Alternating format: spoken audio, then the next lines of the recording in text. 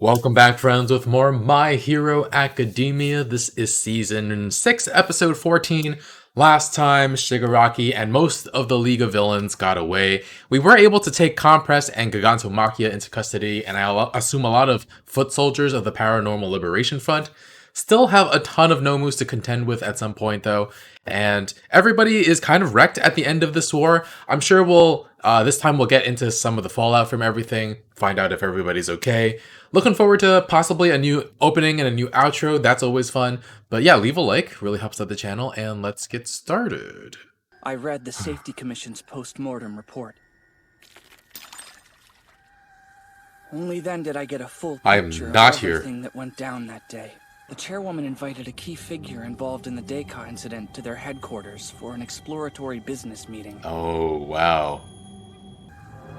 They've had a for some time, claiming we've played a big role in fueling public anxiety across the country. You don't say. Suggest there's no end to the data we can mine.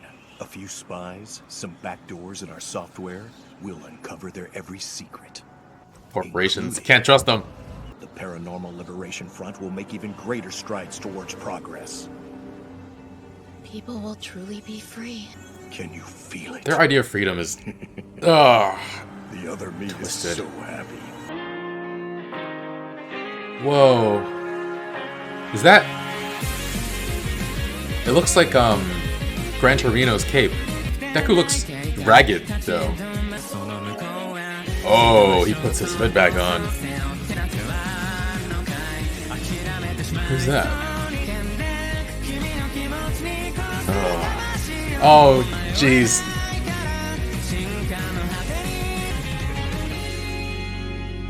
Leading 1A into battle. Oh. I apologize for making you wait. That guy. As for the proposal. Ooh. There are some line items I'd like to discuss. Hellish Hell. Oh, yeah, You suppressors played on our business acumen to catch us in an ambush. But I thought you'd come around and couldn't live without our cutting-edge designs. Yeah, sure. It's Bubaikawara's power. Wait, so he's a fake? Oh, damn. You rely on such aggressive tactics. We strive for society without order. Pure freedom. You will be liberated soon! With the death of the chairwoman, the Heroes Public Safety Commission was thrown into disarray.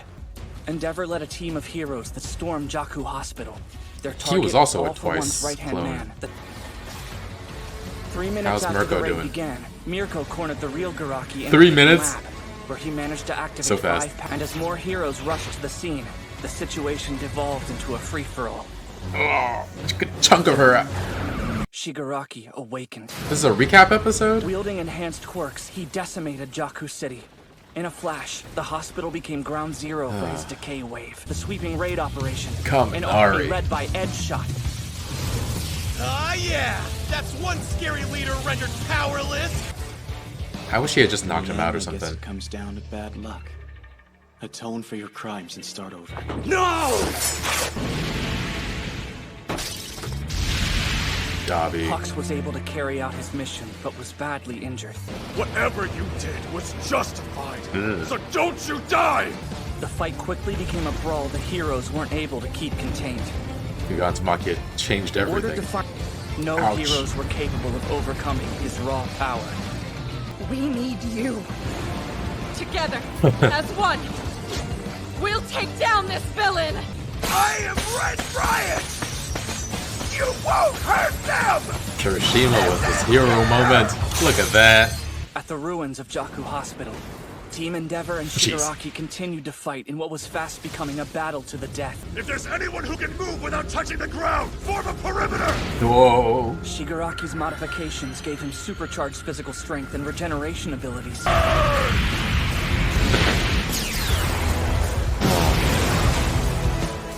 Bakugo. Yes, the so-called villain. Dobby revealed himself. Is Endeavor's oldest son. His recording included video of Hawks killing Video. Bubaikawara. Okay, I just saw the In just a few minutes, he still caused image. people nationwide to doubt heroes. As of this moment, Best Genus is back.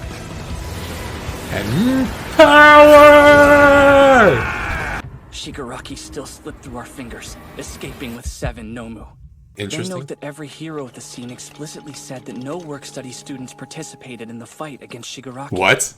Our part was erased from the record, but I know what happened that day. Shigaraki... No. All for One was desperately trying to steal One for All from me. The First Wielder's defiance. Shigaraki's face. He looked like he wanted to be rescued. Deku and Uraraka! Garaki Kyudai was arrested for aiding and abetting murder and various other crimes. Life in prison. Gigantomachia. Long captured. life in prison. Mr. Compress. Captured. He was gravely injured and unconscious when rushed to the hospital. The equipment from the hidden lab was taken. With any luck, analysis will give us a better idea of exactly how Garaki used it. Use it on Deku. Make him strong. No, don't do that. No, we have only just begun to rock. Oh! Headshot. Sheet pierce. If Headshot was around to fight Shigaraki, For my sake and read Destros. you're done too. Oh, wow. Just overpowered him. And he's tired as hell. Paranormal Liberation Front Lieutenant. Captured. Captured. 16,929 members of the PLF who had gathered at the Did they say 16,000? were also apprehended. The heroes even ended up arresting some of their own as well. Those who sympathized with the villains. Not just sympathize, they acted against the That's all heroes. the day. However, The Endeavor toy. the aftermath of the mission was devastating. This is it. The whole building's coming down. Oh God! Is anyone there? I can't move my legs! Our job is to save these people. Come on, brother! You have to get out! Try harder! How about if you leave? I'll give you my Endeavor bag! I know Oh, you want man. it, so please save yourself! No! Gravity. No! Oh, shh. Thank you, Gravity. And Froppy. Oh, That was crazy! her face. Gross. That's so cute. Oh, Boys, someone's trapped! I got this. Go! jeez. Department! 403.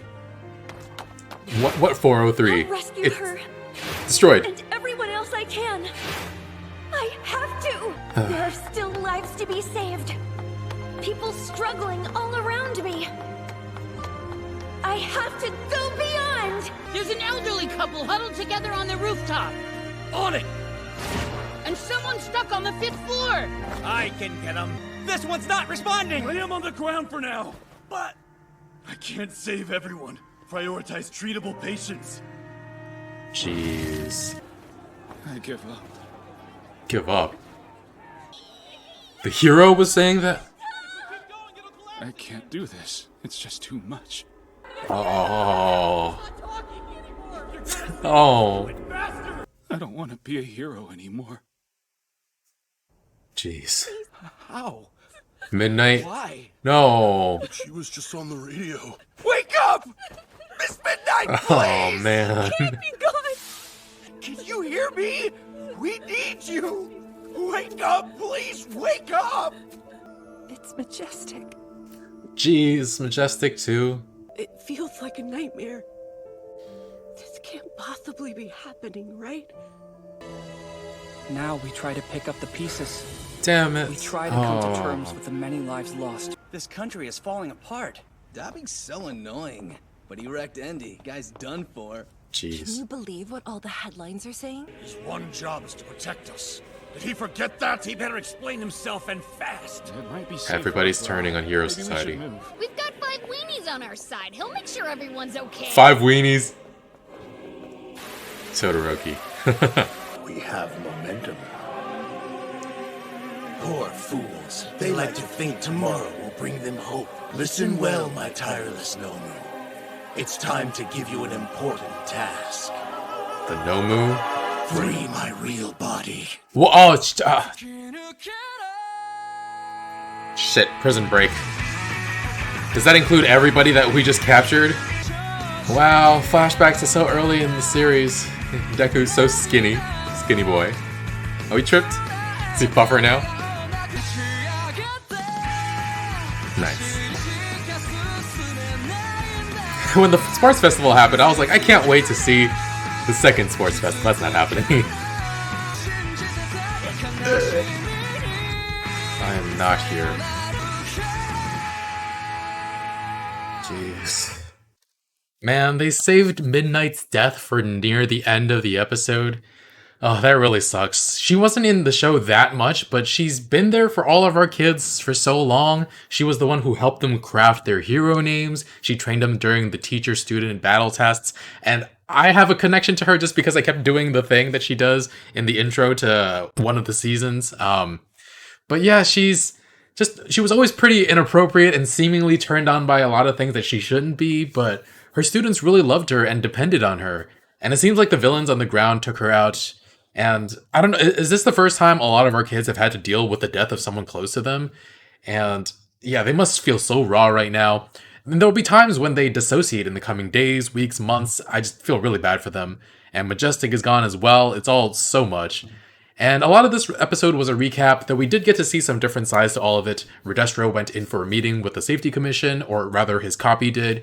And let me get something straight with Twice's quirk, though, because Twice could only make one copy, and that copy could make a copy of something else. So he could infinitely duplicate himself, but he can only make one duplicate of someone else at the same time, right? And yet he had a copy of Redestro and also a Kyudai Garaki copy, so he would have had to know that the Redestro copy was destroyed and that the heroes were striking back, right? Or, I mean, it could have been the Twice's Nomu as well that created that copy, I don't know. Or I'm misunderstanding something basic about the quirk. I'm not sure, but doesn't matter now because he's gone. Unless we have Twice's blood in storage for Toga to use at some point, like I mentioned before. But yeah, the Redestro copy killed the head of the Safety Commission. Feels like all of society's structure is falling apart. Heroes Society is really falling apart as well. The belief in their institutions. And yeah, Redestro was captured though. Getten, the political guy as well, the politician, and several turncoat heroes. We also captured 16,929 members of the PLF. That's so many. And only 132 members escaped, which sounds like not a lot. I see this as an absolute win, except for the fact that some of the strongest were able to escape. Shigaraki by himself is a complete force of nature and probably stronger than everybody else who got captured combined. And also, yeah, they're planning a prison break, so any of those 16,000 could come back. All for One could come back. And yeah, Uraraka helping everyone at the end, doing whatever she could to save as many people as possible, met with this hero guy just giving up. And yeah, as much as Stain didn't care about the villain's cause, I think he'd be happy with who he thinks are false heroes shedding their roles. Does he still think they need to be culled? I'm not sure, but yeah, seeing that play out, shaking Uraraka so much, her seeing these pillars crumble under the pressure of all these deaths and so much destruction, that might be very traumatizing for her and a lot of the other students. Heck, for some full-fledged adult heroes, it could be really sobering to have the people who fought with them just drop out because it's too much to handle, and everyday citizens might lose their faith in heroes as well. And like, I get this isn't what a lot of the heroes signed up for. They didn't imagine an all-out war. They just wanted to save some lives on the streets, maybe get some fame and some money. But for some of them, this is just a job, and having to face all of this death and destruction can really get to you, and it doesn't feel worth it anymore. But I also don't know what the alternative is. Like, do you just go home while the rest of society is under attack? I feel like the guilt from being able to make a difference and choosing not to would be just as traumatizing. I don't know. It's so rough. But not too much to say about the new intro and outro songs. I'm sure the music will grow on me. In terms of visuals, though, Deku looks pretty beat the heck up. Seems like he's wearing Gran Torino's cape or something similar to it. And we see Uraraka reaching for him at some point, and eventually him leading the class onward. It feels a little spoilery. As always, the intro and outro are always feels a little spoilery. Seems like he's on his own for a bit. That's why he's battered. He's not rested. Everybody else looks perfectly natural or normal. And maybe it's because Shigaraki has Search and he wants to protect everybody around him and he needs to get away. And yeah, he needs his friends to tell him, like, hey, we've got your back, and then they can all work together going forward. Maybe that's what the intro and outro are saying. We did see a lady we haven't seen before with the purple hair. We'll see what she's about in the future. And yeah, Shigaraki being torn away to reveal a Tenku Shimura underneath for Deku to reach out to is something I've been harping on for a while. And I'm not sure, is it possible? Can he be saved? Or I had a theory at some point. Could it be that Deku winds up giving Shigaraki One for All to help take down All for One? That feels too ridiculous, right? And I mean, Shigaraki himself is already so powerful with All for One. So, I don't know. I also wondered at some point if Deku could just pass One for All back to All Might, and then they could just play hot potato, passing it back and forth, and just be an incredibly powerful duo, at the entire time. But yeah, anyway, All for One sends the Nomu to perform a prison break, and yeah, who else is held at the raft that All for One is held? Is it just high-value villains? Are a lot of people we just captured going to be released? And yeah, All for One could theoretically just have the Nomu target a bunch of other prisons as well. And there are a few villains who could make a comeback. Kurogiri getting their Warp Hero back would be big. Stain, it always felt like his story wasn't done, especially considering people continuing to bring him up throughout the series. Overhaul is missing his arms, I believe, and can't use his quirks. And I hope that Eri wouldn't have to face him again, but I don't know what Horikoshi is capable of and what he has planned. And, well, worst of all, of course, All for One himself breaking out. They would just double their power, essentially, since Shigaraki and All for One seem like similar levels of power. And I feel like there'd be a struggle between the two of them, but if they manage to work together, or even if they're allowed to work independent of each other, it would just feel so overwhelming and so difficult to deal with. Anyway, yeah, enjoyed this episode, even though it was mostly a recap. We learned some things. There were some highly emotional moments, but yeah, full reaction is going to be on Patreon. Leave a like, really helps out the channel. I'll see you guys next week with the continuation of this arc. Bye, friends. Where is the button?